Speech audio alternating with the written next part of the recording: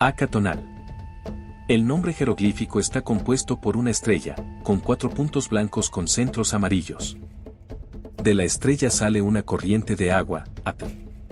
Sobre la estrella hay una vara de flecha de carrizo, Acatl. Aka tonal, tonal de Acatl. Con el reverencial se lee Aka tonaltzin. La energía tonali es una de las entidades anímicas que integran al ser humano. Tonali, la cabeza, Teyolia, corazón, y Jiyotl, hígado.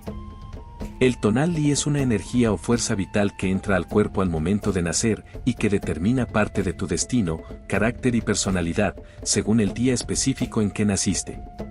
De manera similar, en el zodiaco occidental, nacer bajo el signo de Leo, Acuario o Escorpio, por ejemplo, también sugiere ciertos rasgos de personalidad, fortalezas, debilidades y caminos de vida según la posición de los astros al nacer.